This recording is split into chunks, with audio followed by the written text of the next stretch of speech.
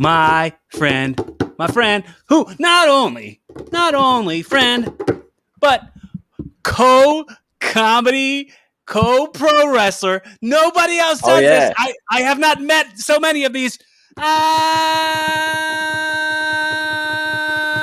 Tony Watson. Thank you, guys. That was way too much. We're like a rare unicorn breed. Yeah. There's not many of us out there. So there's 5 of us that exist, and 2 weeks ago, 4 of us were on our show together. So I don't know who this 5th is. Wait, who? What? Probably who? People say Colt Cabana, Dolph Ziggler, Mick Foley, and I'm like, those guys don't count. They're not indies. Yeah. They don't know the real struggle. They don't know. Right. They don't know hunger. I don't know. I mean, like, I don't know. I guess I just don't really consider those guys comedians as much as like storytellers. You know? Yeah, for sure. Like joke structure and being such a fan of comedy and like the way to make comedy happen, the way to like write comedy, the way to like bite into comedy as the craft, the way you bit into wrestling like the craft of wrestling. This same passion in it. I'm sure it doesn't translate. Right. You think that happens in like other like professions? Because I know like when wrestlers do comedy, they talk about wrestling a lot. But you think like do you think when Michael Jordan went from basketball to baseball that he started like boxing out people while they were on base or whatever? Like he just took basketball trades over with him. He was like, "That was a double dribble, fool." Yeah, he's like, I don't know what kind of rules y'all are playing by, but wow. Yeah. he called up Bo Jackson and he's like, "We're a rare breed, man. We're a rare breed." Yeah. I couldn't think of who else did it. I knew I wasn't sure that Bo Jackson did exactly, but and I also wasn't 100% sure that it was baseball. Tim Tebow. I don't have very good. Okay, no, yeah. Well, Tim Tebow? I have no sports references really. Well, I only know Tim Tebow because I love Jesus, and so does he, and so we bond over that really. But yeah, spirit in the sky. You got a friend in Jesus. He's my number 1 podcast fan, I think. Actually, I had us out every week. I had a joke that I did on stage. I did maybe twice where I talk about. I don't know a whole lot about sports. I really don't. But yeah, we're on the same boat. It's neither do I. I have no clue. I don't know a ton about sports, but I do know that I almost got the chance to get Johnny Football on my podcast. Do you know who that is? Manziel? Yeah. I almost had the opportunity to have him on my podcast, and I only had one question prepared. How would it feel to know that for the rest of your life, if you had done it, people would have been like, "Oh, you took the Browns to the Super Bowl," and you would be a poop joke forever. Oh yeah, that would have been horrible. Because like it's one of those things that you think will be great, but then like it backfires on you. You know what I mean? Mm-hmm. There's a lot of things in wrestling that happens with. I can't think of like who specifically though, but like they'll come up with a gimmick and then it'll backfire. Mm-hmm. Like dude, well, like it's like if you carry a prop to the ring, you're gonna get hit with it. Right. If you carry a chair, prepare to be hit with a chair all the time. If you carry a kendo stick to the ring, prepare to always get hit with a kendo stick. Treat others how you would want to be treated, but always be prepared. Is like, I think that's good sound advice. Because you never know, dude. You never know who's gonna make the first move. Maybe they have a chair. Looks like out, you know what I mean? Looks like we hit the money load. We can wrap it up now. Yeah. You just gave the good advice. That's the end of the show, everybody. Thanks for investing all of your time and effort into. Go ahead and clip out that little bit of really stoned, slurred life advice that I gave, and follow that till you die. Tone, are you on a phone? Is that your laptop? That's my laptop. Is my mic working? Yeah, but it's just like your video quality stinks like a big old homeless butt. Oh yeah, it might be my internet actually. It might be cutting out. Am I buffering it off? You're butt-fering. Butt-fering. But what's a butt for? I don't use Discord very much. Like I've never been on here. Or what is this one? What are we on? StreamYard. Mm-hmm. Never used StreamYard before, so that could be why. Is it just blurry or is it like crackling? Oh, I mean it's like it's a little jumpy, but I mean for the audio listeners, it doesn't matter. It doesn't matter at all. Right. Let me hold on 1 second. Let me turn this Wi-Fi off and then reconnect. And that I had a feeling that was gonna happen. All right, are we better? Is that better? Yeah, dude. Great, good. That's good shit. We'll see if it holds. It might not. I have problems every week on my show because of my computer. So this is why I don't get invited on podcasts a lot. See all the difficulties. Dude, you know what's funny to me? And I watch all your stuff that you post on Instagram. Like, I appreciate that. You're a good comic, dude. You're a funny comic, and it's funny to me that, like you said, you don't get invited on a lot of podcasts. Like, I'd imagine people probably invite you on their podcast, or at least if they watched your stuff as much as I do, they'd be like, "Well, this guy's funny. Why isn't he on every podcast? Why isn't everybody having him as a guest on their show?" I appreciate that. Well, the other thing is like, unlike other people, like I invite a lot of complete strangers onto my show. So like, I just don't have a lot of friends with podcasts. That's kind of really what it is. Like, I feel like I only got on yours because I brought you onto mine, right? Like, I wanted you on the show before that. I found you on Instagram. Did I find you on Instagram first? Yeah, we kind of messaged each other for like a day, and then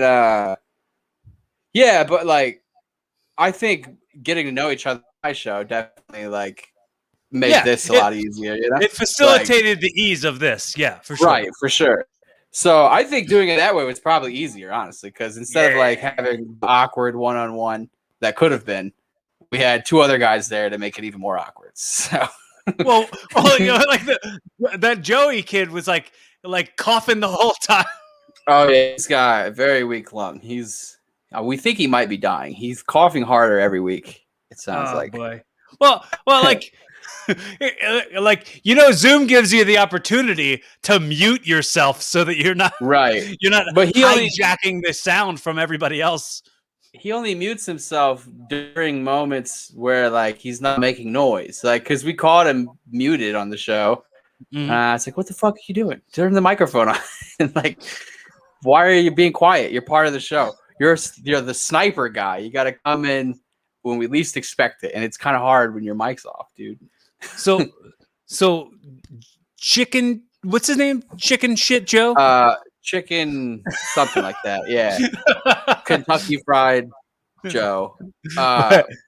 It changes every week, so it's hard to keep up, honestly. But he's a comic also? Yeah, they're both comics who were pro wrestlers for a little while. Joey currently is wrestling again, right? He's trying to do this whole like Rocky comeback thing, but I just don't see it lasting longer than a couple months, to be honest. Like, it's just like he likes to tell himself that he chose to stop wrestling and not that he just couldn't get booked anywhere. And I don't know. He's like, dude, I'm going to this Indiana promotion.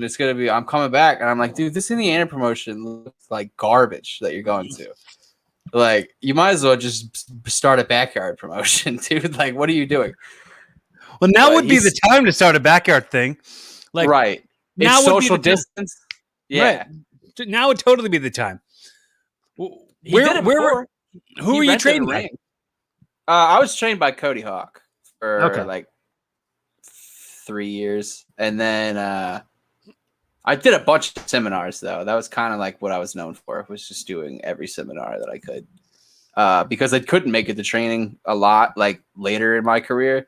So I was like, well, I need to get as much knowledge as I could, and so I think I did somewhere around like 55 seminars. I think I still have them written down, but with like some pretty like weird people that you wouldn't expect like to learn a lot from. Like we did I don't mean to like shout out, but we did a Robbie E seminar, and that guy was just like, he's just a dick. Like I was like, I can't explain what level of like just delusional fame that guy had, but this is what happened, dude. So he showed up. He shows up. Hang on. I'm sorry. Do you have a story? Okay. No, yeah. I'm not going to get into it right now, but I'll let you go. Okay. Tell me the story. Okay, cool.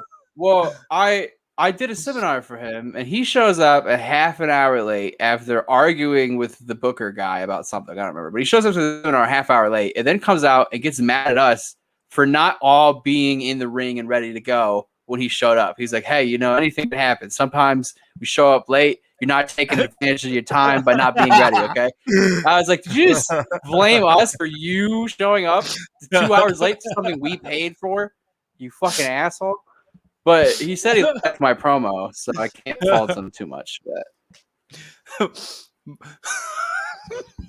yeah, that's just one of the many stories that I have.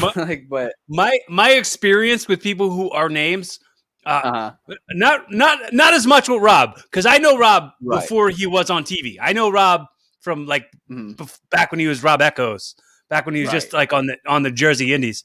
But like we wrestled each other before he was ever anybody. And what's cool is like when he first like made it on the TV doing the Jersey Shore thing, and he was like kind of becoming a name. I actually wrestled on the show with him. Like we weren't in the same match, but the show that he got signed off of, like it was a Terry Taylor like workshop, like a seminar for Terry Taylor. And they did a show where it was like a tryout. You know who else was on that? Mia Yim was on that. Oh, really? Yeah. And I think she also got signed to TNA from that. But so is that long ago? Jeez. Yeah. When Rob first got signed and he was in TNA for a while, like he would come to shows and he'd still be like, "Hey, Corey, what's up, man? Like it's good to see you." Like that kind of stuff. And I was like, "That's great, man." Like he didn't forget where he came from, because I seen a lot of guys come through the business, get a little bit of something, and then like become a dick and forget where they came from. Mm-hmm. Right? Like. You know what? I'm not going to say any names, but fuck it. We're calling everybody out. Let's just go. But somebody who's currently an agent in the WWE. Okay. But someone that you probably shouldn't name, actually. I'm gonna stop. I'm gonna stop. But like the dude slept over my house. Like he was my pal. Right. Like we were friends. We like went to the mall together and hung out. He was my friend, and then got on TV and kind of became a jerk. But that's the story. When it comes to like people getting a little bit of something, a little bit of fame, they just kind of just suck. Yeah. And they're not as cool anymore. Like somehow they forget where they came from, forgetting that the people that you pass on the way up are the same people you pass on the way down. Like that. But anyway, I thought Rob was always cool. I thought he was great. And I worked a couple other shows where I have a philosophy where if there's names on the show, I'm just assuming that they're probably jerks, and I don't introduce myself to them because I if I'm at the building already before them, I'm not going to seek them out and shake their hand and say hi. Like it's like I don't need it. I know they don't need it. It's not important. right? I did that. So, I accidentally did that to Jerry Lawler, dude. First time I shared a locker room with him, and I was like, there was a very awkward moment where I was like, I think he thinks I'm gonna go shake his hand, but I'm just so scared to even go say anything. Because once I hear his voice up close, I'm like, oh my god, it's Jerry Lawler. And so I just didn't go up to him, and I was like, dude, that was so unprofessionally and awkward. Like, it just sucked. So I missed my chance to talk to Jerry Lawler, which because of that exact scenario, just being scared. A couple years ago, Jerry Lawler did our podcast, our wrestling podcast. Really? And that's cool. And then 2 days later, I was on a show with him. And I went up and talked to him. But the thing is, gets in the mode of say hi to everybody, make a good impression on everybody. So it was he's already crazy about everybody's come up to me and asked me to take a picture with me. So I just was like, hey man, you did our podcast on Friday. Just wanted to say what's up because we talked on the radio. Now we're talking in real life. Right. What's up, dude? And he was like, oh man, it was so cool to come on there and talk with you guys. He's like, hey, I was real good. Cody, is it? Cody, yeah, how's it going? and then we were like, then we took a picture of him for the podcast page. But he was probably like, oh yeah, just another dickhead trying to take a picture with me. Because that's Jackoff's trying to say I did the radio show. It's I don't even fucking know. I don't own a radio. We had fucking Ricardo Rodriguez on our show one time. Oh, I saw that. I saw that in the guest. I saw that. I didn't listen to it, but I saw that in the list of people. It's kind of a bummer episode because that day, for some reason, I just didn't have Wi-Fi. My Wi-Fi just would not work. So I had to do it on my phone. And so everybody sounds like shit. He's on his phone outside of an airport. And there's just planes going on. But there's still some interesting conversations that we talk about him being in porn, which was real fun, which is all I really had him on for because I knew people would be interested in that. But yeah, he's a cool dude. I met him down in Texas. I went down there to train for a week or so. I don't remember, but yeah, that was different. So going back real quick to my Robbie E story. Yeah. So I was at a show where he was doing a seminar, and I was not doing a seminar with a guy who I'm we have the same amount of time in the business. I'm not right. It's dude, I have your phone number. I'm not gonna right. So I went there and I just sat and watched the seminar from the far, and he was such a dick to those kids. He was such a dick to those kids, and he was telling them the most obvious stuff that you could learn from any shoot interview. Yeah, and it was such a waste of money, dude. And he was like, all right, you guys sit around and ask me questions. And he was just asking questions. He was just answering questions that he would have been asked on some fan's podcast. It wasn't even, dude. I've done. Sorry, go ahead. Oh, my bad. I was gonna say, the similar thing happened actually when I did Ultimo Dragon's seminar. We did 2 or 3 drills, and then Sonny Ono was just like, "Do you guys want to keep doing this? Or you guys just want to sit down and talk to Ultimo?" And everybody's and all these Chikara guys were there, let's just sit down and talk to him. And so I was like, I know this is cool for you guys, but I drove 8 hours to learn some shit, and now we're just gonna sit down and tell WCW stories for 2 hours. I paid $100 to listen to backstage drama between all the fucking lightweight workers. It was fun though. I did learn a lot. I learned different ways to put on a collar and elbow and headlock combination, different Japanese ways. It was crazy. But other than that, yeah, we wouldn't really learn anything on day. When was the last time you were in the ring? A couple months ago, maybe 3 months ago, something like that. Is there like a gym that you can train at, like a wrestling gym?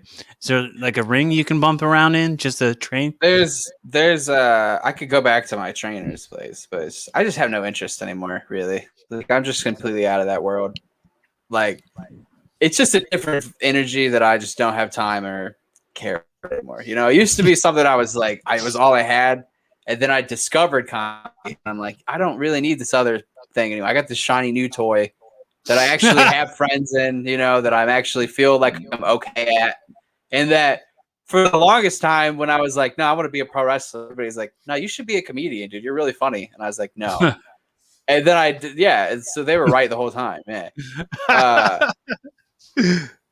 But I mean, I came back twice to like kind of just give it another shot because I had like done like a retirement thing. Like I was like, I'm done. I just don't want to do this anymore.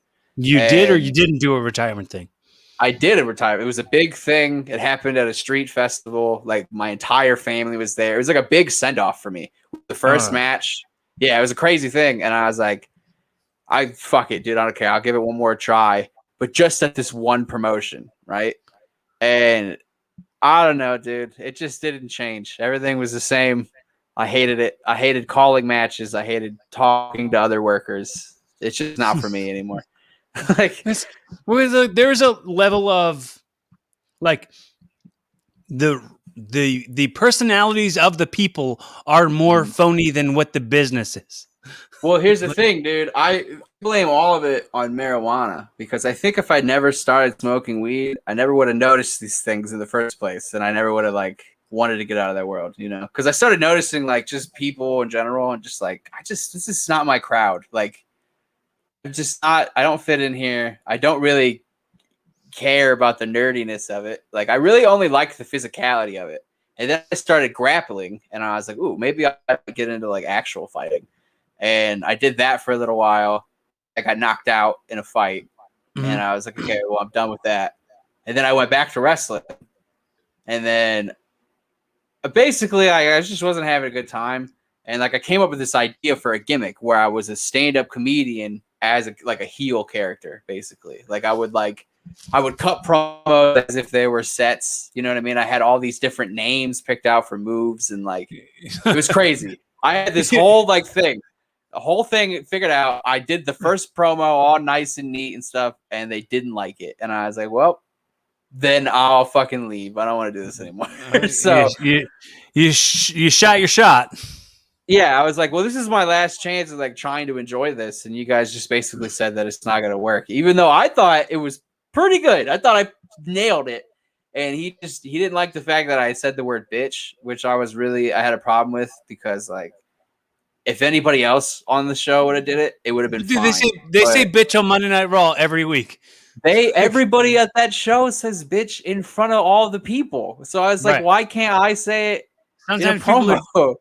Dude, promoters suck so bad. Like looking at wrestling, let's look at how exploitive it is. Like even more than comedy. The thing is, like, you want performers to perform and risk their lives, risk their health, risk their safety for $20, and like you want to gyp them out of that if you can.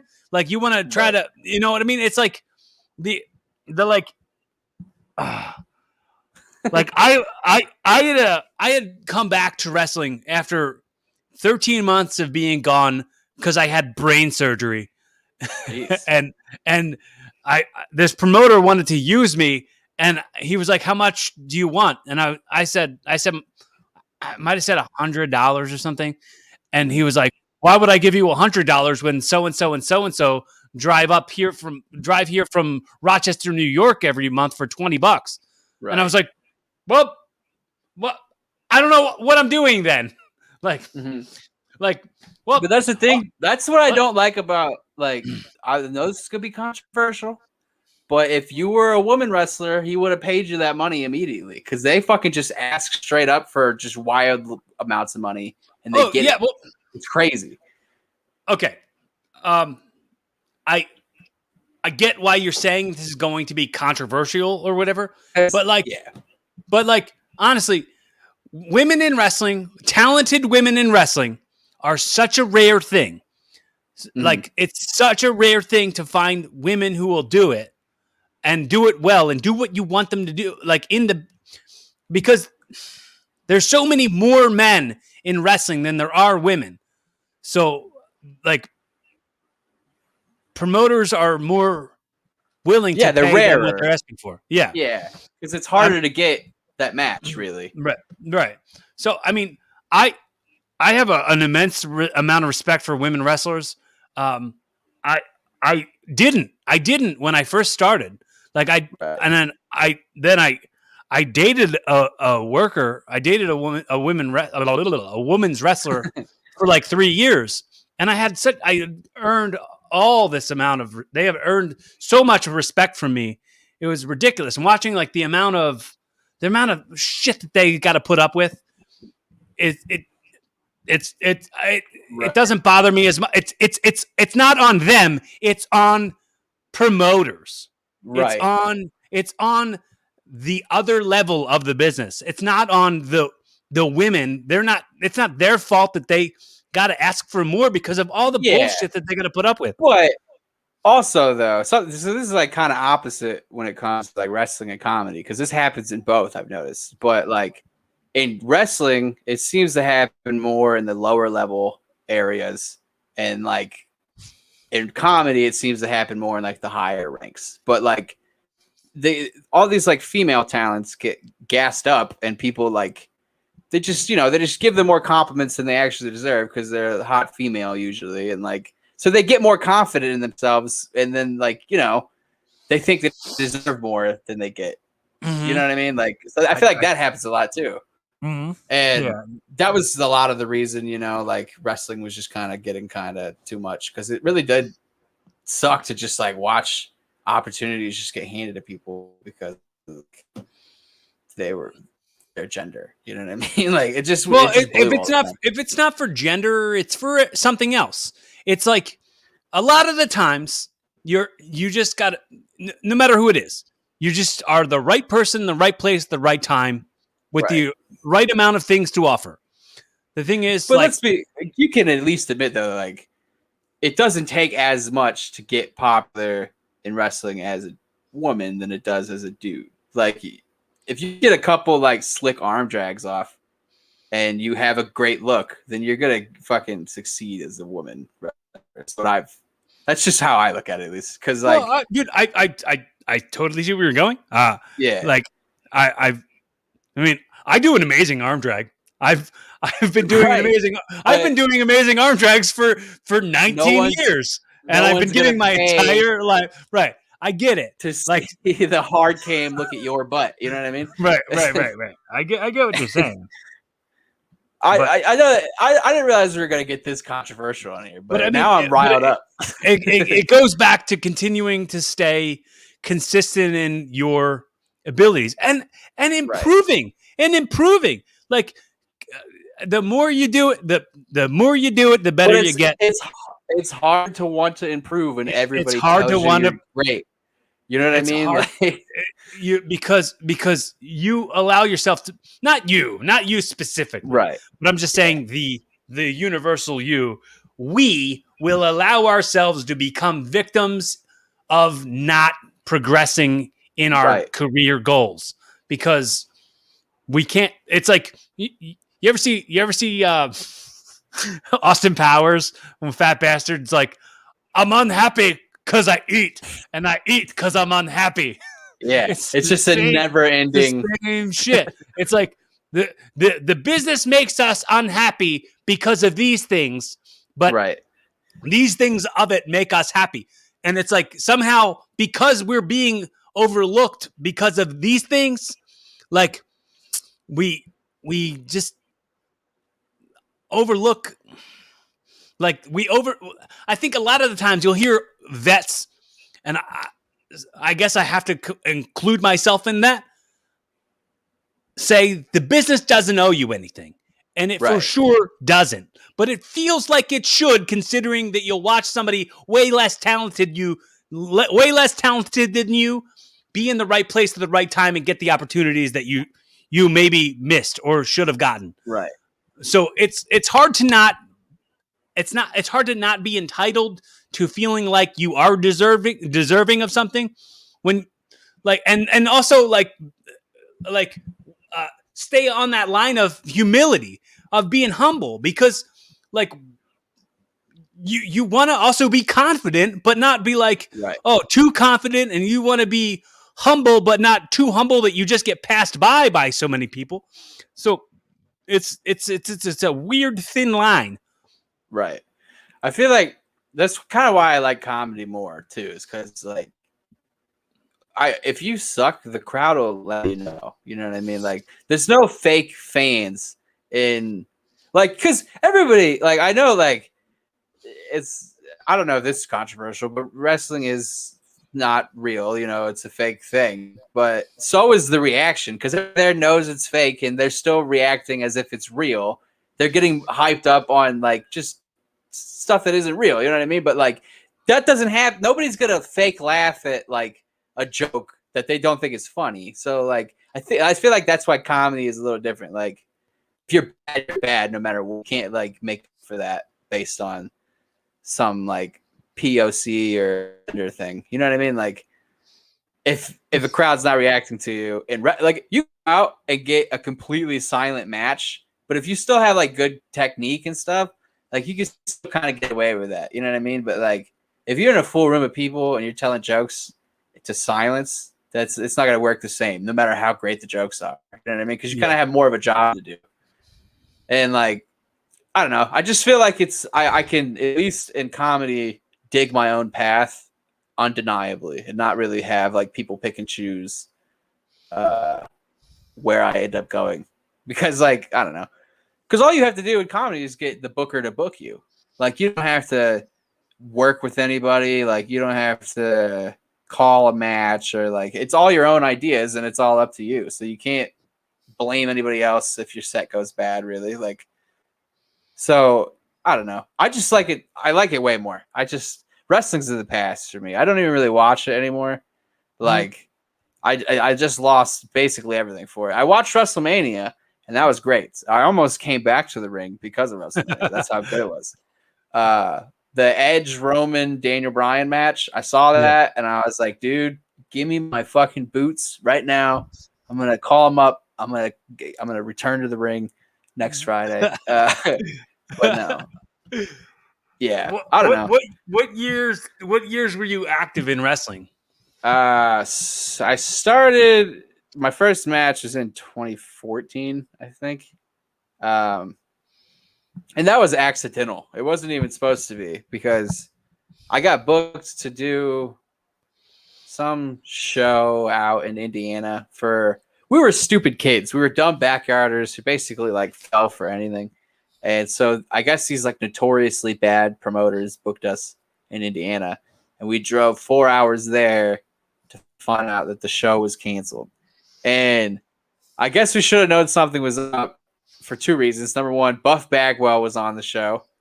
And so you would think that's good.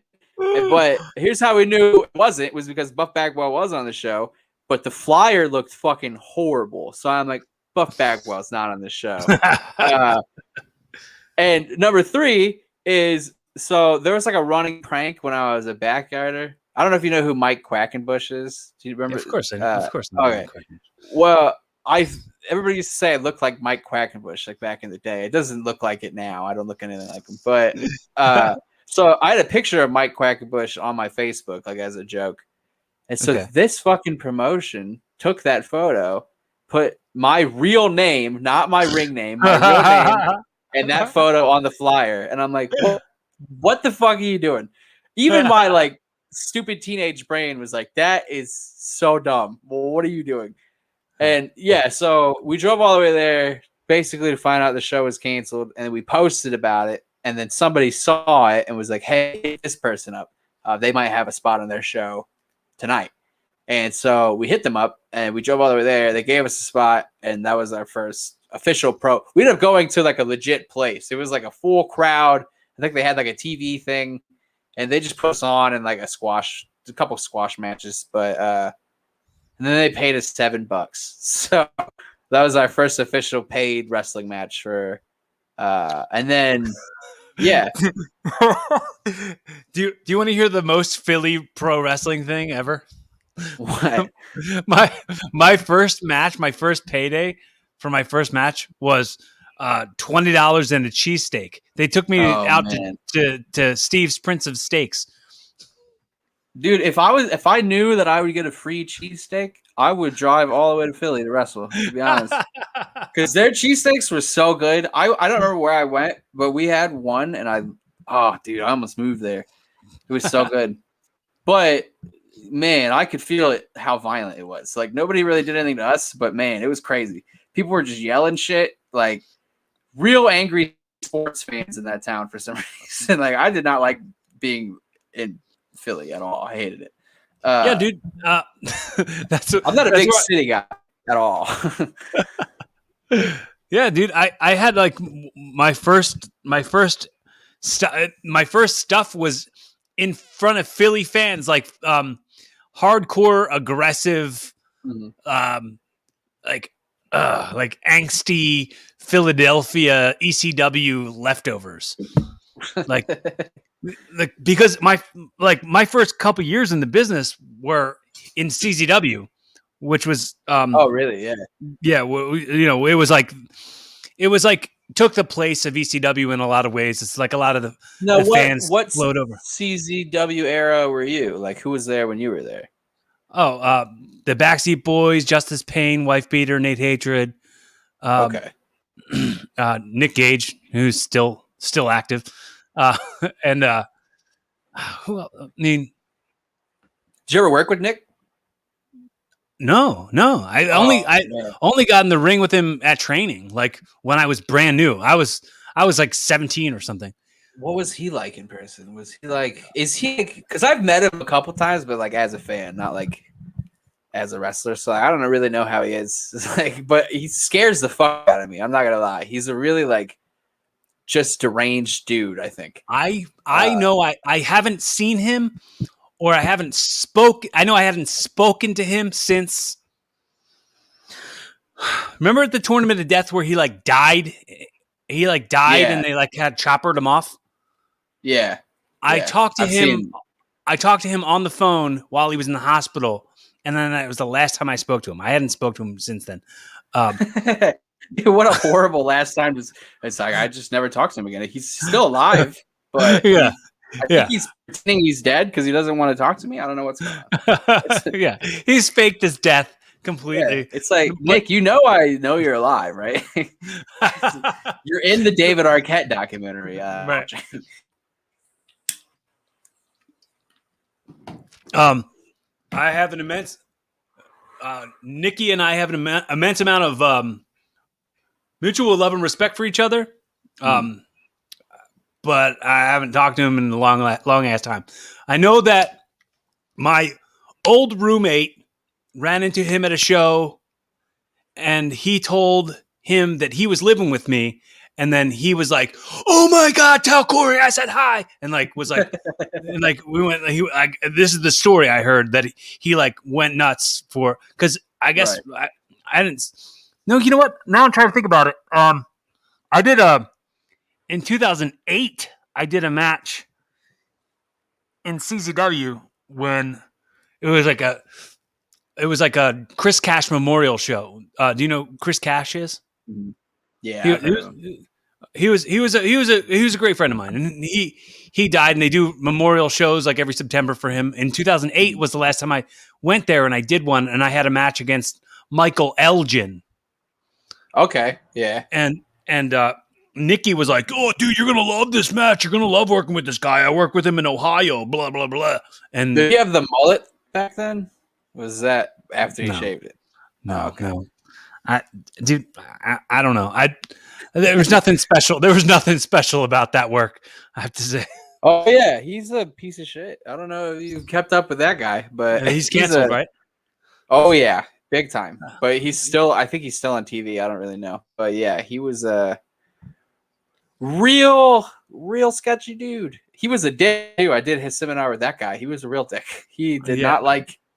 He was like, so I asked a question during his seminar, about like, well, because I was like, somebody else at a different seminar to do this the opposite way. So I just want to make sure, like, I want to show you this to see like what your take is on it. And he's like, well, I think that's fucking dumb. And I was like, he's like, who told you to do that? And I was like, Chase Owens from New Japan. He's like, well, all due the respect, Chase, but I mean, if we both check our bank accounts tomorrow, I'm going to be a little bit more happy, right? And I was like, well, you're a dick, dude. That was yeah. Yo, dude. Fuck that dude. Yeah, check them down, dude. Like you just shit on somebody for nothing. No, there was when you say all due respect, that doesn't give you free reign to shit on somebody. It was so, man. But then Chase Owens is actually the original reason I decided to quit wrestling in the first place, because I posted a piece of advice that he gave me at a seminar. And then he got mad at me for posting it and said, that's breaking kayfabe. Why would you post that? And I was like, what are you talking about? You said this, not me. This is your advice. Kayfabe is so gone. There's no such thing anymore. Yeah. I don't know, you can't go, hey, I'm mad at you for breaking kayfabe. You tweeted a thing I said and said that I said it. Well, the whole thing I said, he said it because he's like, well, if you don't do this, it's breaking kayfabe. I was like, oh, well, which is it, dude? Like, make up your mind. Do it or don't do it. I paid you money to tell me what I should do. What was the advice? What was the advice that he said? It was about when you shoulder tackle somebody, why would you just hit the ropes when they're down? Because the whole point of the match is to get their shoulders to the mat. So if they're down and you run away from them, you're going to look like an idiot. And I was like, well, yeah, that makes sense.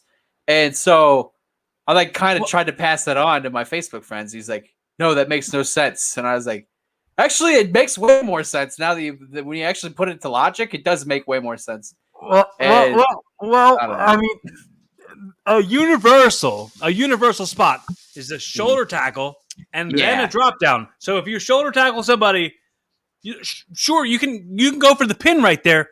That's fine. Right. But I mean, like, you don't have to go for the pin every single time, because you don't have most of the time in a universal, like, it's usually like the first thing you do. So if you pin somebody after the first thing you do, they're gonna kick right out.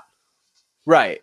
But a good example though of like that is Finn Balor, because Balor does that exact spot where he'll tackle somebody, pin them, and then they'll kick out and he'll get up and then they'll the universal. Like, they do it perfectly. I don't know how he's so smooth with it, but I always thought it made sense. I actually started doing it afterwards, and it worked out fine. I don't know. I just didn't really like the universal as is either, because it's just like everybody where I was doing it. It's like it's so elementary. It's ridiculously elementary. It's like, why do I want to look like every other match? What? No one knows how to grapple. No one wants to get like down and dirty on the mat. They'd rather just do all the high flashy stuff. You know what I mean? Like, I was more of like a real like technical mat guy. That's what I would, but it was boring to people because they were more interested in like the fancy dancy guitar guys that were there. Like, they didn't really care about, I don't know. I'm the fancy dancy guitar guy. Yeah. Well, the thing was, what's your gimmick? Fancy dancy guitar guy? Yeah, that's old fancy dancy guitar guy over there. He's a legend. No, but like they just had all these like crazy gimmicks, and it's like I just went there to wrestle, and it was just hard to do because like they did TV time, and they switched from being like just a normal show to like trying to do TV episodes every week. So everybody's matches were like 5 minutes with an interruption between every match too, because like every match there for some reason would happen, and I don't understand what the logic was behind a lot of that. So it was just really hard to like get creative and like do stuff, because they were real particular about just doing what they wanted, and it became a lot less wrestling and just a lot more acting. And I was just like, this just isn't really what I want to do. I would rather just like do fucking warm-up matches for people, like for rookies, and just call it a day, like not even be involved in anything else. But there's no room for that there. So they did dark matches though, so maybe that's an option down the road where I could just go do those and not even be a part of the show really. But here's the thing, man. You're gonna continue to become a draw in comedy, right? So hopefully, I could get canceled though. If you keep building your name up, you could get canceled because you look like Mike Quackenbush. Yeah, it's like Mike Quackenbush says the N-word on podcasts. Like, what? Did you watch his video, his apology video? Mike Quackenbush? Yeah. Or about what? Yeah. Do. Like, you know, Chikara got shut down, right? Okay. I didn't know that either. Chikara got shut down because there was these stories of like sexual shit with students. What? and where was all this? I don't remember hearing about this at all. Did Quackenbush get called out? Because that's crazy. I think Icarus got called out. Oh, okay. Well, that makes sense because that guy was also a dick. Every 2 times I met him, he was a dick to me. So good for that guy. What's so funny is that like when he got canceled, it was like a week after he was here in my apartment. He did an episode of my podcast. He lives not far from me. He came over and we were hanging out. We were bullshitting for hours.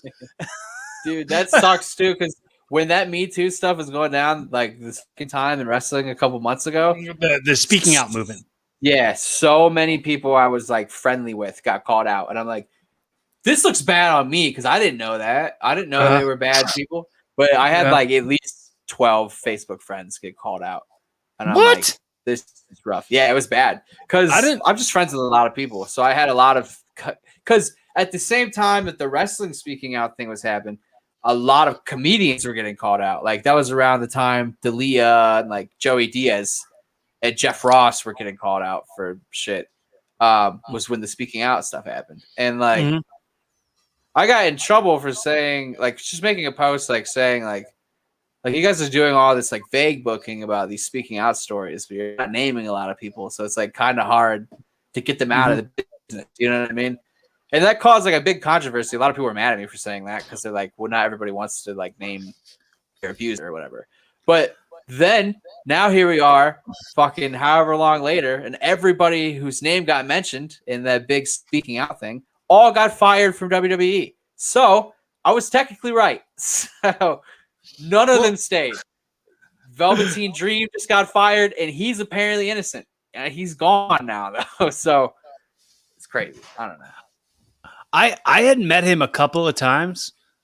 Dream? Like, yeah. What a nice kid. I mean, like I said, he like when he was brand new, he like reffed a couple of my matches. Like, well, I watched him on Tough Enough, dude. I liked him a lot. He was cool. Mm-hmm. But like honestly, dude, if he did like what's the word? Baiting. He was grooming. If he was doing that, that's fucking gross. Like you dude, just stay with people your own age. Right. Like if they're children, let them grow up to be adults and then talk to them. His story that he put out, his explanation sounds believable, but also sounds like it could have easily just been like a lawyer telling him like, hey, put this out there. You know what I mean? Like get people guessing. Matt Riddle too, that he also got canceled, but he didn't get fired. He didn't really. His thing though was he just kind of cheated on his wife. That was really more of his thing. Like she tried to say it was something else, and I don't know if that ever really got proved. But I knew the girl. I knew the girl that was coming out saying stuff. It was another. It was like a trainee or something, wasn't it? No. It was a no. She's I'm getting my stories mixed up. she was a wrestler. But like that, their drama seems to follow that girl anywhere she ever was, anywhere she's ever been. But she's like a New York Indies chick. Okay. But she's always been drama around that girl and who she's trying to sleep with or whatever. That's the thing, dude. Is like it's good for that guy for getting away from it because like a lot of people I feel got just let go immediately for just barely anything when it came to allegations. You know what I mean? Like Like Marty Scurll, I don't think deserves anything that he got. We're like Enzo. Enzo totally needs to be brought back. He's so good. I think about that. Got really fucked, dude. Because real hard. Him is they were just looking for any reason to get rid of him, and they're like, all right, well, this might as well be it. Yeah, but the thing was though is since they fired him because of that, now everybody's like, well, he must have done it. You know what I mean? Mm-hmm. Why wouldn't he have done it? And they're like, okay, well, I didn't do it, and then WWE is like, okay, well, we still hate you, so you're already gone. What was bad? What was bad about it is like, dude, I'm a huge fan. I'm a huge fan of Enzo. I think his promo work is like beyond. Like nobody does promos that epic. Yeah. And then he came out with the rap song. The first rap song, I was like, oh, this sounds pretty good. And then then listened to like the second one he came out with, and he was like, blah, blah, blah, and I was like, wow, this is kind of corny. And then he said the line in the rap song, gripping my consensual penis. He said consensual penis in a rap song. He gave no fucks. You said consensual penis in a rap song. I don't think I want to. I don't think I want to talk about your rap and how good it is anymore. Now, consensual for who? That's something we discuss later. But yeah, dude, that's great. He actually did have one song that I thought was kind of catchy. I can't remember what it was, but it was like a sadder song. Mm-hmm. But I guess he just got knocked out recently too. Like he's in the hospital right now. Oh, really?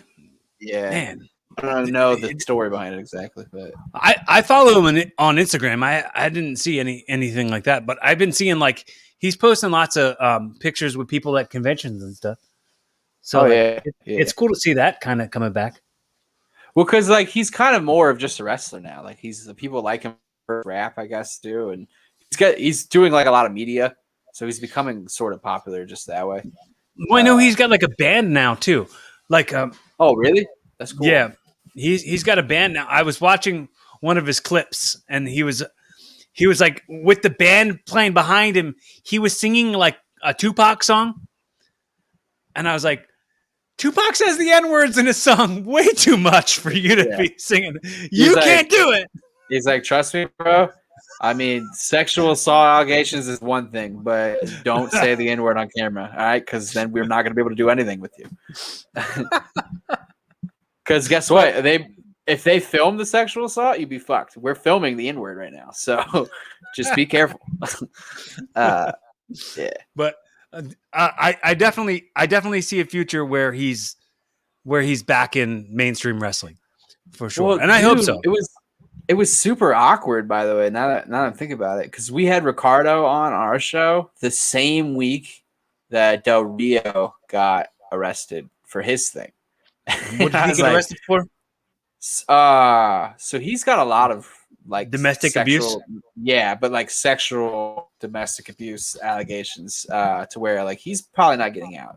Dude. He's like, I think he's in jail right now. Actually, oh yeah, I could be wrong about that. I don't know if that's true. He might be out, but like there was a mugshot that went around. I don't remember exactly what he's in jail for though, but it's something domestic. And they were just allegations, I think, but I think he was getting charged for something actually. And I was like, this seems like, why would we not have this up on the show? And so I asked him like straight up, is there anything you don't want to talk about? And he's like, well, there's stuff going on with that I would rather not speak of. And I was like, well, good thing you said something because it's the story. Okay, so I was doing an interview with somebody who I'm not gonna say their names, but they were famous for but something they did was very famous. And the second I said, "Is there anything you're not comfortable talking about?" They said that thing, and I was like, "I was gonna bring that up. That was a thing I was gonna talk about." Yeah, brother. If you could just not mention the sex tape, that'd be cool. Just don't bring that up.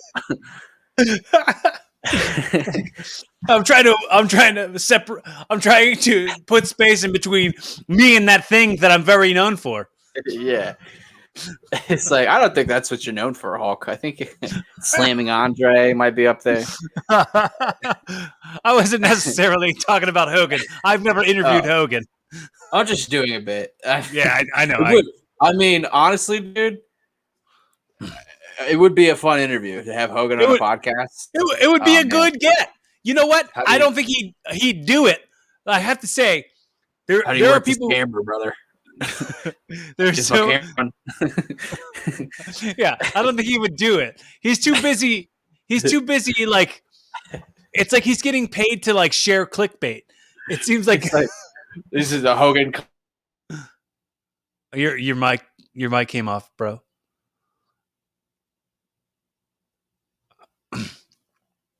You gotta unmute it on here. I was trying to make a joke, but I forgot my switches. Never mind. I thought it would just be. You blew the spot. I fucked it up. I'm sorry. I'm not Hulk Hogan. I can't do everything he does. So, dude, could you imagine if it was the other way around and Hogan accidentally called Booker T the N-word? Man, that would have been a different time. And Booker T would have just said, "Tell me he didn't just say that." Yeah. Can you believe they made Booker T sit there while Vince McMahon called John Cena the N-word? What was that about? Why'd they just cuck fucking Booker T that way? Like, no, you're gonna watch. You're gonna watch this racism up close and personal. Or you're Cucker T. Yeah, Cucker T. Oh man. That's good. Oh shit. There's I wanted to tell you about what do you think about AEW? Well, I don't really watch it. I try to keep up with it as much as I could. The last match I watched was the like very famous Young Bucks, Kenny Omega, Hangman Page match, and that was really good. But okay, that was going on a pay-per-view or something, right? Yeah, that was forever ago. But like, other than that, I've seen more bad from them than I have really. It's cool to see a lot of my friends on there. That's nice. A lot of my friends are on there. It's crazy. But I mean, it doesn't make them better wrestlers. You know what I mean? They were my friends for a reason because they weren't really that good. But yeah. And it's like I just keep seeing all my friends on Botchamania now because like they're like just got put out there before they're ready, and they just keep slipping and falling everywhere. Nothing against them. I mean, it is kind of fun to like just talk shit now, just not being in the business. Just the consequences don't really. Yeah, you're like, it's well, they're not gonna book me. Yeah, get mad. I don't care. Fucking, I don't care. Or what are you gonna do? Call comedy bookers and have them unbook me? Go ahead. You don't even know anyone. Well, I mean, dude, honestly, I have a wrestling podcast where I talk about wrestling, and right. I'll give like my opinions on shit. That's like all we've talked about. Sometimes, yeah. Sometimes it's unavoidable. Sometimes, so the people who subscribe and listen to every episode are probably like, guys, all right, I'm skipping this one. If you heard Evolving this week, all we talked about was wrestling. So today on the wrestling podcast, we're going to talk about pussy and other dirty words. So like AEW, I've already given up hope on like being signed to WWE. I'm right at this point. I've been doing it. I'm too old. It's cool as shit seeing my friends. I see a lot of my friends up there. I see Damian Priest, and I'm like, whoa, cool. He's my age. Right. He's maybe a tiny bit older than me, and he's signed. That's great. But he also doesn't have 30 concussions and brain surgery on his record. Right. So, don't worry. A couple months in WWE, that'll change. Give him a couple Nia Jax matches, and I'm sure he'll be in a wheelchair. But when it comes to AEW, I think the for me, I'm good enough to be there for sure. As a performer, I'm good enough to be on the level with whoever, whoever they would have put me in there with. I know that. I absolutely know that. Like, unwavering faith.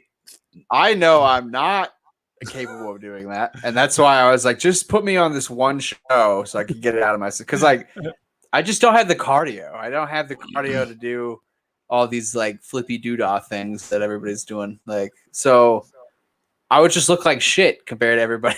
Basically, it wouldn't be worth it. I don't know. So, I'll give my opinions on somebody who's been, who has expertise in wrestling. Mm-hmm. I'll give my opinions, and sometimes they won't be kind to AEW.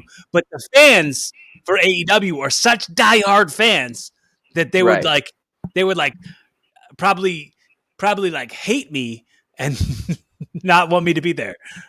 Well, dude, I don't know, dude. Some of the internet has fucking turned their backs on AEW. Like, I all I see now is just like negative shit on the internet from them. I can't remember the last time I've seen anything positive about their stuff, like from the fucking the terrible explosion. Yeah, whatever that thing was.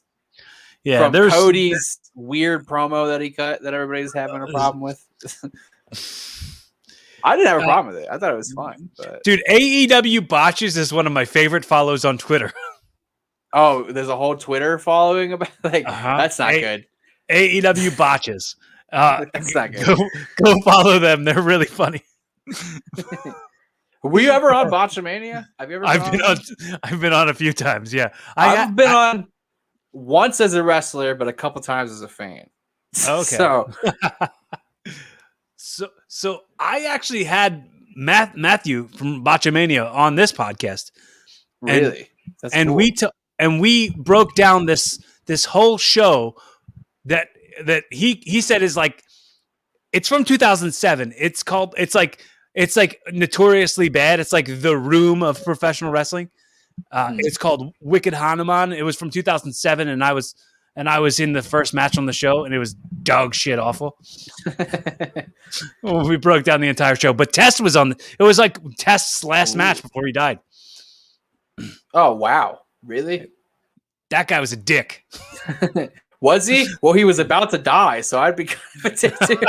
He's like, YOLO, YOLO. My last day. Yeah, he's like, I'm going out. Fucking, dude. So I had a pretty popular like wrestling tweet during the pandemic that Matthew liked. He favorited it on Twitter. And I was like, please retweet this, because like it's gonna go so viral if he retweets it. And then he never retweeted it. And I feel like that's the reason I'm not a successful comedian today. It's because I didn't get the Twitter following from the Botchamania guy. Well, he didn't retweet him being on my podcast. So like, he's like Cody, right? Your name's Cody. Right. It's like the favor is being on the show, not the following through and tweeting and showing that you were on the show. Then that's with anybody. For the most part. Dude, it feels like such a humongous ask to ask anybody to like put the thing over. Right. Well, sometimes I have people ask me to just take their name off the show in general. Like, don't even put their name on the podcast episode. And it's like, okay, well, I understand that. Yeah. Because like, some of the stuff we say, I could see your fucking teaching job not wanting to listen to. But well, like I did a thing where my old roommate, he admitted to a lot of like illegal stuff while he was living here. Well, he would come on the podcast, and every time he was on an episode of the podcast, I would call it Evolving with Corey Castle and Friend, and he would just be called and Friend. Right. So he would never say his name. I'm and Friend. And today I'm going to be smoking meth on the air. Good luck reporting me because you don't know my real name. I wanted him to start his own podcast called The Diary of And Friend. That's good. Dude, I'm gonna be honest. I've been waiting to talk to you again because so between my circle of friends, dude, for years, I've been known as the pun guy. That's been what people come to me for, you know. And I was watching the show back when you came back on, and I noticed I was throwing some real shade at every pun that you threw out. I was like, wow, I'm not handling this well. Because you came on to my show. I stole your gimmick. Yeah. And I was like, wow, it's real hard to keep up with this guy. I mean, and so I was thinking maybe we have Corey come back. We keep track of who has more puns throughout the episode. We have like a competition. A counter. But if I lose this competition, I don't know if I'm friends with Joey and Joe anymore. They might kick me out of their group and start a podcast with you. Here's the thing. When you're trying too hard, like if you wanted to like keep track and make an effort and go, this is a competition, that the competition of things turns me away from it. What we should do is we should make it backwards and we should keep track of who has the most bombs of a pun. Because like then it would be a lot harder, you know what I mean? Because if you throw out a pun and it works, I mean, that's probably going to happen, you know? But it's the losses that count, I think. So maybe we should try to do it that way. there was one, I mean, if you check on my TikTok, there's one, they did a compilation of like bombed puns from my wrestling podcast. Yeah. My wrestling podcast called Rassle Rock, RASSLE Rock. And then you just plug your show on your show. Yes, that was cool. Yes. You got to do it. Well, I was also telling you because he's like, because you might want to come. I know you're watching UFC right now, but please check out the Joe Rogan Experience. Thank you. Okay, pause this podcast. You pause it. You go watch this. Then you come back. Pause the live feed. Go check out a recorded episode. If you're thinking about remembering to come back. But if you forget, whatevs. Yeah, and when you come back, we'll have evolved. So I think we'll all learn something. So I the joke that I said was that it bombed hard, but it was like it was my favorite. Some of my favorite jokes that I've ever done bomb real hard. I said, "What do you call Bray Wyatt if he's had too much coffee?" What? The caffeine. Oh, okay, that's good. That's not bad, actually. I would count that as a win. Bombed hard. Well, you probably buffered. I'm not gonna lie. Internet connection was probably off. You know, that happens to me a lot. Thanks for the justification. that nailed the excuse. Caffeine. That's good. Shoot. Well, they might not be doing the Fiend anymore, which is sad. Isn't that the rumor? They might be getting rid of him, which is fine with me, I guess. I don't really like him. To be honest. Well, is it because like isn't Bray Wyatt going through some like real life sadness? Oh, you mean that he cheated on his wife? Is that what you're talking about? No, is there more? No, it's the Brody stuff. Oh, the Brody thing? Yeah. So Brody being gone is really affecting him, and he just is taking some mental health time. I forgot all about that. So now I kind of feel like a dick for that wife joke. But I mean, it's not like he didn't. It's not like he didn't do that. Yeah, he's like, Brody's just like, I can't believe you cheated on your wife, man. Well, see ya. He's like, yeah, I'm sad. Brody's last words were his disappointment in my relationship. That shit came out of nowhere, dude. Like, I mean, he was just so good. He was awesome, and it sucks. Yeah. but hey, that's life. Dude, you know what's funny? It was me asking you about what year you got in wrestling. And I was like wondering, because I know I had wrestled like only a few times in Ohio. And I was like, I wonder. Where did you wrestle? Do you remember the companies? The one was ICW. It's like Insanity or something. Okay. I don't know if they're still around. I could be wrong. It was like Delirious was on the show. John Moxley and Sami Callihan were on. Well, that's who I went there with. I went there with them. A while ago then. Yeah. So it was 2008, probably 2007, maybe. Okay. And I went with them. That's what the only reason I was in Ohio was because I was with them. So, and I wrestled a different show that was, I forget what Ohio Championship. No, it's not Ohio. OCW. That's a thing. Is it? Yeah, Ohio Championship Wrestling's a thing. Was it like yellow? Was it yellow letters? Where the? It might have been back then, or is it OVW? Is that No. That's not even in Ohio. But I wrestled a little person. I had my I've done that before. My favorite wrestling a little person match. Well, my only one that I've had. The only other time I had a match where it was like it was in like Scranton, PA. It was like right.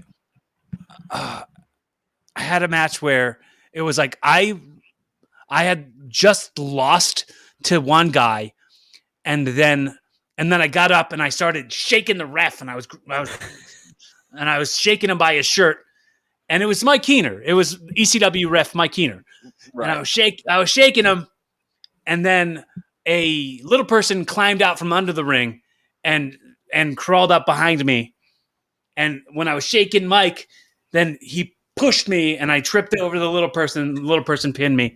It wasn't an official match. Right. Well, I mean, I would say that too if I lost to a midget, I guess. Yeah. Like, the bell never rang. What are you talking about? This guy's not licensed. Was that your midget impression? That's what it kind of sounded like. It's like, hey, buddy. No, I was impersonating myself on that one. Oh, okay. This guy's not licensed. Like, the bell never rang. To be fair, I haven't met you, so you could be a midget for all I know. I mean, well, the funny thing about it was the guy who ran the show. Okay, so I think maybe before that, or it might have been right after that. I'm not sure exactly the timeline on it, but when I had that match with that midget in Ohio, he was like. He was like you just called him that midget. I don't know why that was funny to me. because I was said midget that I had spoken about earlier. That midget I was talking about earlier. So I don't think those are his pronouns. Exactly. That they them. That they. So I was wrestling they midget. So we. The spots where I remember so much of it. It was cool. It was a triple threat match.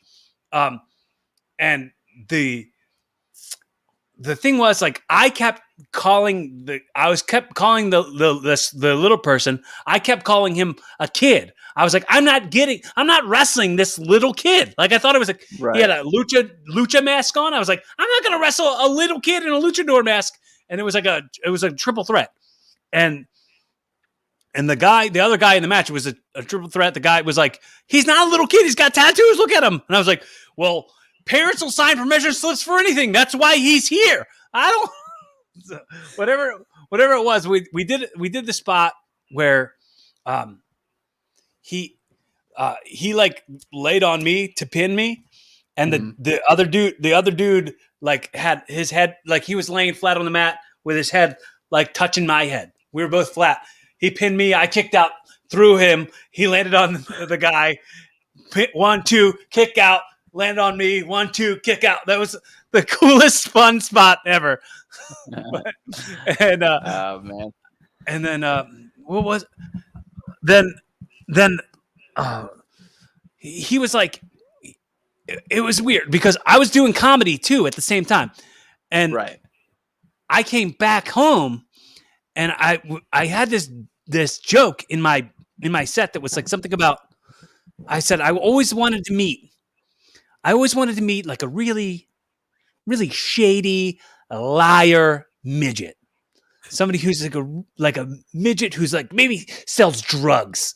And I wanted to go up to him and say, listen, buddy, I trust you just about as far as I can throw you. So I said the joke and, got a laugh or whatever.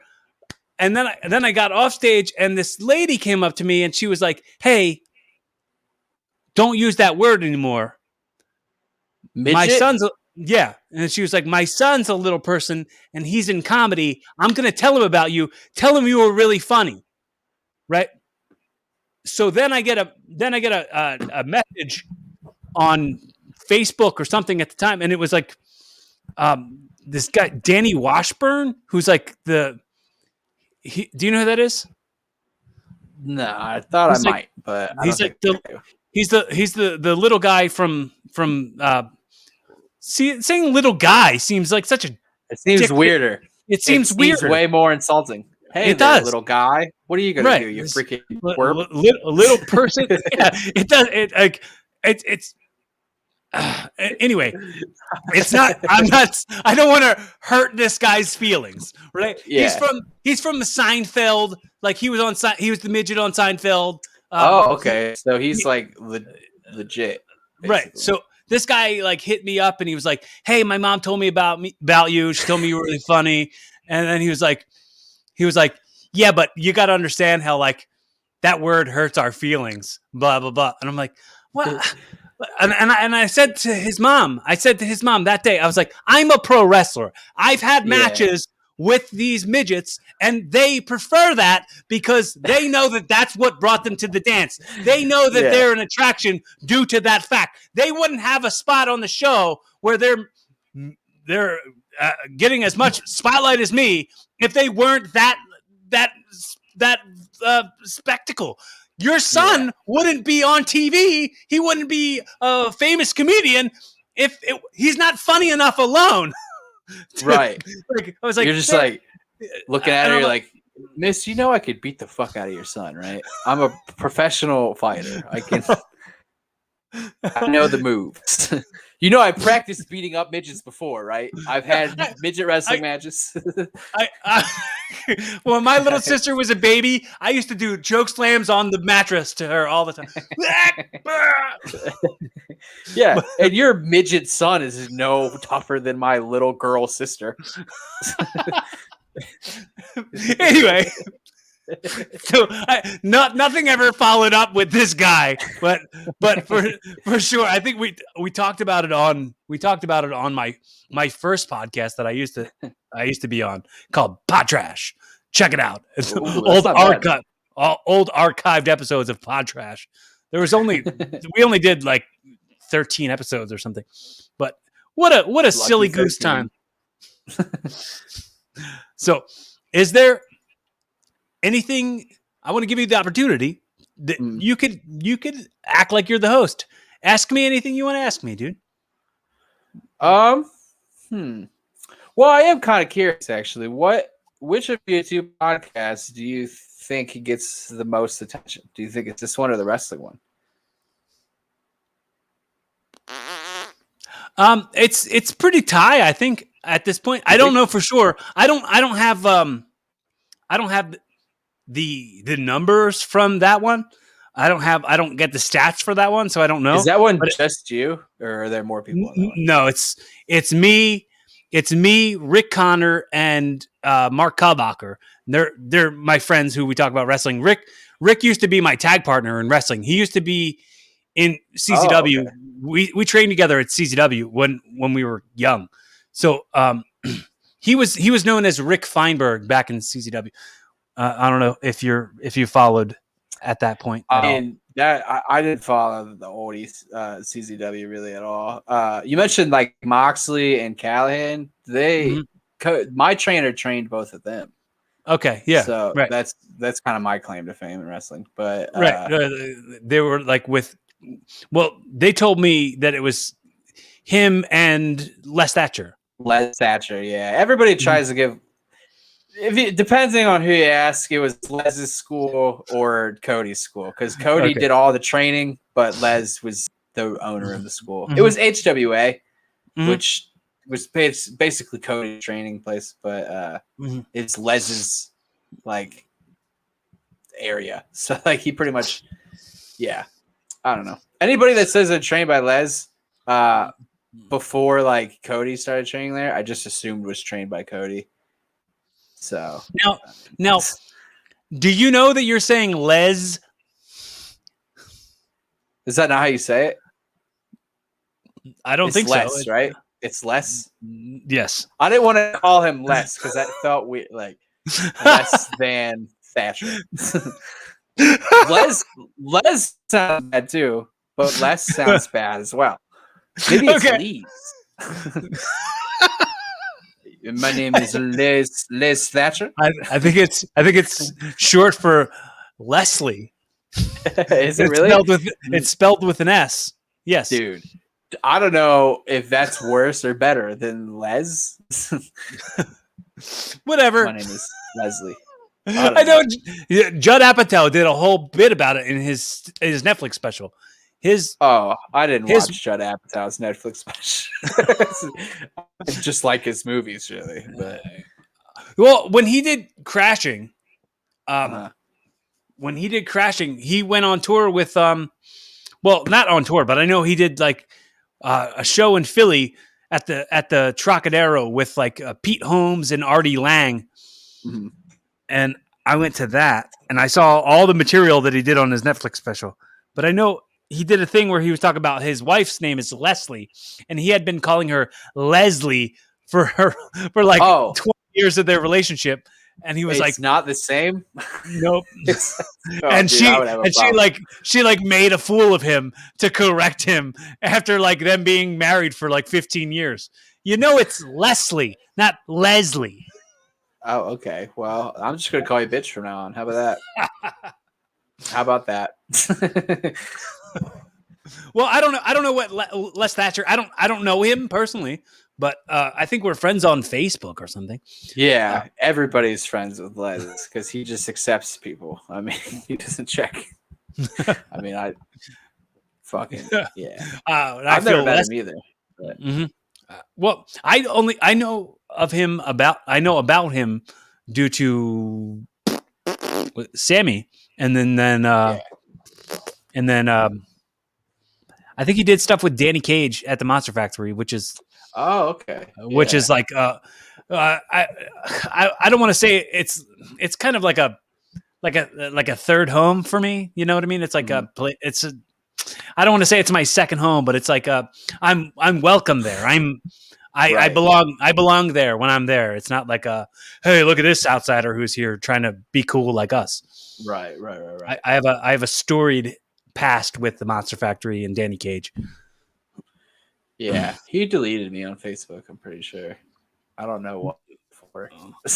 Maybe I don't know. I mean, it's fun to watch him. You're pretty controversial. You're pretty controversial. I must have said something that made him mad, but it was fun to watch him go after Val Venus on Facebook. That was fun. Awesome. I have a comedy show in June that Val Venus is going to be at. What? It's going to be? Yeah, it's like cool. It's a like pot festival. There's like wrestling, music, and comedy, and I'm performing 2 nights at like a House of Blues. So if you're around there, because I know like you're located close to that area. So if you're listening and you want to come check that out, go check it out. I think it's called Boardwalk Buds. Mm-hmm. It's June 25th through the 27th. But yeah, I got some whack news. I got some whack news for you, Tony. What? So the audio episode isn't going to post till like August or September. All right. Well, if you guys came to the pot show, well, thank you very much. Yeah, you guys would have seen great people like TNA's Homicide's going to be there. Current deathmatch superstar Jay Schlack will be there. Who else is going to be there? There's a lot of big name wrestlers, but who you mean were there? Yeah, they were there. You guys missed it. Schlack fucking lost more teeth. It was crazy. Homicide literally killed somebody. He killed New Jack. He missed it. I think that happened around this time. I can't remember. But yeah. But I'll put the video of it on YouTube like tonight probably. But okay, cool. Well, if you're listening to this now, the video if you're watching the video of it, yeah, effing go to the June 25th thing. But if you're listening to you missed audio. It. Yeah, you could go find the video of my set from that show on YouTube, probably. If they let me record. They might not, but we'll see. So what's the pandy been for you, like for comedy wise? What's the pandemic been? Well, I was one of the few people around here that didn't stop doing comedy. Like I had a friend who, when I started doing comedy, it was in his basement because he runs like a basement showcase every couple months. And so he's like, well, I'll give you guys the basement throughout the pandemic if you want to just come like do your own shows. So we did like small shows, like 10 people maybe. And just really worked on some stuff. And I mean, even back then though, I still had like shitty material. So we ended up, another open mic started back up. I started going there and I was just doing one open mic twice a week, every week, like really just starting to like write new material. And I would say throughout the pandemic, I became 10 times better like writer. And I have 10 times better stage presence than I did before the pandemic. So yeah, that's awesome. It definitely helped a lot, I think. Yeah, I think I had a lot of time to just write. And I also started smoking like herb. I used to vape marijuana. I switched to the flower. And I think that really set a lot of stuff off up here because my writing is just crazy different. I changed a lot of things in my life. I feel like you like went through the like weight loss and stuff too, right? That was accidental though, because like really all I was trying to do was get back in shape for wrestling because I had a real puking issue when the pandemic kind of lifted and wrestling came back. I was having like real bad like just internal issues to where I couldn't make it through a match without barfing. So I tried to make a gimmick out of it. And then I brought a bucket to the ring that said puke on it. And then I didn't puke that match. So I was like, fuck, now I'm in shape now that I need it for a gimmick. But yeah, that was really just by accident. I didn't mean to lose 20 pounds so quickly. I was trying to lose weight, but I wasn't paying attention to it. And I was like, wow, I look tiny. And then I weighed myself. I was like, no fucking way, dude. This has got to be off. And yeah. Okay. So I want to just make sure for me, what's really important for these kind of conversations. I know this is technically our second one we've had, but it's kind of our first like real like one-on-one that we've had a chance to get. I want to make sure I say on the record that I'm glad that we've connected. I'm glad that we're so similar as people, and it's great to find like your like tribe, and I'm grateful for you spending the currency of your effort hanging out with me and becoming my friend. No problem, buddy. And you got a drink? I'm hoping this is just the start, bro. Cheers. This is the very first chapter in where we go. I want to make sure I offer to you that I would love to be any kind of resource for you that I could be. If you ever have any questions or anything, any kind of conversations you feel like you need to have, or you just need judgment-free conversations with somebody, you just need to vent. I'm not a hard person to get a hold of, dude. I'm always around. I'll respond to everybody all the time. That goes for anybody listening. If this is your first time listening to Evolving with Corey Castle, let me tell you how much I appreciate the currency of your effort. Thank you so much for your time. And thank you so much for the download. And for sure, also, if this is your first time, make sure you hit the subscribe button, or maybe go back and check out the other 124 episodes. Or how many episodes? I'm wrong, aren't I? 100 and I don't even know. 240 other episodes. 241 other episodes. And honestly, dude, this is some of the funnest stuff in my life, and I'm glad that I was able to include you in this. So on the record now, in the very beginning of what our friendship is going to be, thank you, and I adore it, and I appreciate you. Well, I appreciate being invited on, especially right after our show, because that doesn't always happen. Sometimes I get deleted by people. I mean, not everybody takes our show very well, but yeah, dude, this is great. We're so alike, though. I mean, we're so on the same wavelength with a lot of like our creative endeavors that I wanted to make sure that we connected, and I hope this is just the start. Yeah, it's nice to have like-minded friends because that's all I'm kind of looking for in this world. I did realize recently that I don't have a lot of friends, so it's nice to make and that's why I invite random strangers onto my podcast because you never know what it could lead to. I've made several friends that way, and Corey is one of them because now I'm here on his show, and he's definitely coming back on my show for sure. My show, by the way, is Kurius Kats Podcast, which you could check out by going to KuriousKatsPodcast.com. You can find all the info there. Yeah. Thank you for putting that over. If you go check out my show and then listen to this in August, cancel me. Don't cancel Corey. Get me in trouble. Leave Corey alone. Okay. By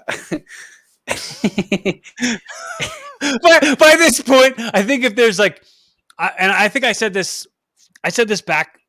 I think when Shane Gillis got fired from SNL before he ever started, when I was like, if you guys want to listen to every single episode of my podcast and skim through every minute to try to find stuff to cancel me for, at least you'll have listened to every episode and you'll know me a little bit better. That's why I say fucked up shit, because I know no one's listening. I'd be like, you should listen to my show. It's like, yeah, dude, I totally check out your podcast. It's like, oh, really? Okay. Well, then you're a bigot, you piece of shit. No, but it's like this too. You know what I mean? If you find the things entertaining and the things that you love are part of what I am, and the presentation of what this is includes the stuff that you might not be comfortable with in the moment, but it's coming from a genuine place. Like for sure, even if you're hate listening to me, even if you're hate listening to my show, I appreciate you, and I hope that you find life-changing conversations in these things. And some of them are going to be different. Some of them are going to be worse. Some of them are going to be better. Like I said to you earlier today, I was like, oh, that was not one of my favorite episodes. One of the ones you listened to. So yeah. Well, I want people to fucking hate watch though, because like if they hate watch, then the word gets out, and then people that want to actually watch will be like, okay, well maybe I'll check it out if this is what they're into. I mean, the show is called Evolving, so I have the excuse of I always want to be better. I wanted to have this show so that, like, for a long time, I always talked about how I wanted to write a book. I wanted to write like an autobiographical book, but I was like, nobody care. My name isn't anything yet, and nobody really cares. So, but the other part of that was like, I feel like if I said something in a book, then it's on record. It's in ink, printed and published. And it's like, I might say something in there that I don't agree with in 10 years. So in 10 years, you come to me and go, hey, you said this thing in your book, and that really hurt my feelings. Well, I go, well, I didn't mean it. And I felt that way 10 years ago when that was done. But I figured instead I'll have an audio show where I can say, if I said something last week I don't agree with anymore, I can go, hey, I said that thing. I learned more. I evolved since then. Hey, there you go. It's like this week we're not going to say racist things because we evolved. So that's how you look at it. I should take the name of your podcast because I think I need it more than you. I say way more fucked up things. So I got I got just a couple more things, and I'll send you off into the sunset with a hot dog and a handshake. You ready? Sick. Okay. All right. So I call this segment audio time travel. Okay. Okay. So the fact that like we're on the record, like I said, and sometimes I want to say like the people who love you, like your girlfriend, or like if you have kids, maybe your kids, or somebody listens back to this audio in 2041, 20 years from now, they come across might not this. Even be around. Right, you might be way gone. But in this moment, I want you to audio time travel right through that. So you're speaking right to that person who cares about you and wants to learn a little more things that like help you evolve to a better version of yourself and can maybe inspire them to do the same. So I'm talking to myself? No, you're talking to somebody who loves you 20 years from now. Somebody who loves me 20 years who from stumbles now. Across this recording. Okay. If you're watching this, I am dead. That's how I would start. So, I mean, I guess my advice would be to figure out a way to become self-aware, because that's the only way like you're going to change anything about yourself. The only way you can evolve is by first discovering that you have to evolve and figuring out what exactly needs to evolve. So before you can even do anything to change, you have to figure out what needs changed, how to change it. You know, when you figure out a plan, get your whole fucking like. It's not like, all right, now I'm going off into pot ranting. But you know what I mean, right? Like if you don't, like if you can't tap into your own brain and figure out like your own flaws and like what you need to get better at, then you're never going to get better at those things. Have you ever heard of the OODA loop? No. Is that a cereal? No, the OODA loops. You just eat OODA loops. No, it's like it's a OODA. It's like observe, orient, decide, act, and it's the loop. So like, so you got to know what you're observing, and orient to that before you decide to act. See, I think that's what's cool about having like mental illness. Sometimes is like you're more honest with yourself about yourself. You know what I mean? Because you're like, it's not really negative. Sometimes more of it is just like honesty, and you're like, okay, well, if I want to stop feeling this way, then maybe I should just do something to change it. And honestly, losing weight for me was not so much a physical thing and more of just a mental thing. Because I noticed I lost weight when I gave up wrestling and like, you know, really just doing stuff for other people when I started focusing on myself. And then that's when I got healthier and I feel a lot better now, you know? So just figure out like what your thing is that's like making life hard for you and get rid of that shit. And, you know, you can replace pretty much everything. I changed entire career paths and look how fucking much better I am now. That's what I would say. Okay, so the way I wrap it up every time is every show the way do the Wayne's World time travel thing. Should we? All right, I just felt like that was appropriate. So the way we wrap every episode is, I'll tell you, hypothetically, I've gifted you this show. So from now on, the show is Evolving with Tony Watson. This has been the very first episode, your pilot episode of your new podcast, Evolving with Tony Watson. And you got to give takeaways to inspire listeners, just like a Jerry Springer's final thought. Just however long you want to do it, do your little takeaways. What can inspire us to evolve to a better version of ourselves. And also, just to keep it silly at the end, do your best impression of Alf. And say, "Hey, Willie." Is that what Alf sounds like? I can't remember what Alf sounds like. Well, just do what you think. I'll do what I think Alf would sound like. Uh-huh. So I'm pretty much sounding off here. Is what you want me to do. Right. So on today's episode, folks, we saw a lot of couples fight each other. Anyways, yeah, man. like I said, just, the whole theme of the show is evolving, and I mean, I think the best way to evolve is to watch the show, honestly, because we gave a lot of sound advice, good life advice to people about how to change themselves, how to get better. It's really more of a motivational show, if you think about it. So what you need to do first is you need to check out this show with Corey. That's your first step, okay? You need to get that in your life before you can even do anything. Because the motivation you need is right here. I mean, that's what we're doing this segment for, to give you motivation. And if you're not hearing it, you're not getting motivated, baby. So that's the first thing I want you to do. I want you to figure out a time and place. First off, you got to find a time to listen to a podcast. What better time than working out, baby? Get a gym membership, get on the treadmill, turn on Evolving with Corey Castle, get motivated to get better in life, and things will change. I promise. What better place than here? What better time than now? Evolution is a mystery, baby. And the only way we're going to find out is to chase that dream. And what does Alf say again, Corey? Hey, Willie. Hey, Willie. That's if I would have closed my eyes, I would have been like, "What is Alf here? Is Alf? Is Alf on my show? Oh, it's it's either Alf or the child molester that lives down the road. I don't know whose creepy voice it is. My biggest guest that I've gotten so far, my big guest is Alf. It's really.